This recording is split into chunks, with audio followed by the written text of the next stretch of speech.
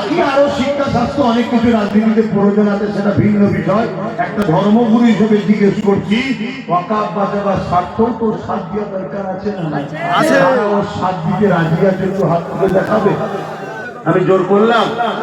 জোর করেছি? হাত নামাও। এই যে তোমাদের এলাকা, তোমরা যদি এক হয়ে যাও, তাহলে এখানে আশপাশে 5-6টা যা আছে সবই তোমরা পেয়ে যাবে। তোমরা যদি এক হয়ে যাও 5-6টা তো পেয়ে যাবে। তাহলে এইভাবে এরকম করে করে করে করে যদি 30-40টা ওর হাতে যায়, তারপরে এবার একদিন দেখবে পুরী চলে যাবে। কথা মাথায় ঢুকছে না? তো এগুলো ভাববে, মাথায় রাখবে। এই যে কথাগুলো বললাম, কারো কোনো কষ্ট হলো? কারো মনের মধ্যে হয়নি তো যে হুজুর সবই ঠিক আছে, এই জলসায় এসে রাজনীতির কথা বলছে কেন? মাথায় ঢোকে না তো? আমি কয়েকটা কারণে বলি। প্রথম কথা হলো, ইসলামের রাজনীতি আছে না নাই? দ্বিতীয় নম্বর কেন বলি, আমার বলার জায়গাতে এইটা। আমি তো হুজুর, আমি তো আইজি, আমি তো ইসলামের প্রচারক, আমার বলার জায়গা তো এটা। আর আমি বলছি কার বিরুদ্ধে? যারা ইসলামের দুশমন, তাদের বিরুদ্ধে বলছি। বড় করে হাত দিয়ে দিদি মুদি ইসলামের দুশমন হ্যাঁ কি না? আওয়াজ দিয়ে বলো হ্যাঁ। সাক্ষী রেখে বলো এরা ইসলামের দুশমন হ্যাঁ কি না?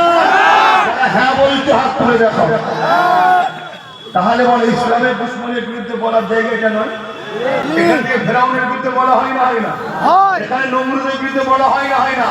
এজিদের বিরুদ্ধে বলা হয় না হয় না? চিঙ্গিস খানের বিরুদ্ধে বলা হয় না হয় না? আবু জেহেল উতবা সাইবা উমাইয়াদের বিরুদ্ধে বলা হয় না হয় না? তারা কে ছিল? তৎকালীন সময় জালিম শাসক ছিল। এখান থেকে যদি তৎকালীন সময় জালিম শাসকের বিরুদ্ধে বলা হয়, কেন? তারা ইসলামের দুশমন ছিল, মানবতার দুশমন ছিল, মনুষ্যত্বের দুশমন ছিল। তাহলে আজকের দিনেও যদি কেউ ইসলামের দুশমন, মানবতার দুশমন, মনুষ্যত্বের দুশমন থাকে, তার বিরুদ্ধে এখান থেকে বলা যাবে না? যাবে না? কোনটা? অনেকে ফেরাউনের বিরুদ্ধে বলে, নমরুদের বিরুদ্ধে বলে, সাদ্দাতের বিরুদ্ধে বলে। আরে মৌলানা মুফতি সাহেব, ফেরাউনের বিরুদ্ধে বলছিস কেন? ফেরাউন ইসলামের দুশমন ছিল, জালিম শাসক ছিল। নমরুদের বিরুদ্ধে বলছিস কেন রে? না, নমরুদ জালিম শাসক ছিল, কওমকে জানানো দরকার। ও তাই নাকি? আবু জেহেলের বিরুদ্ধে বলছিস কেন? আবু জেহেল ইসলামের দুশমন ছিল, জালিম শাসক ছিল।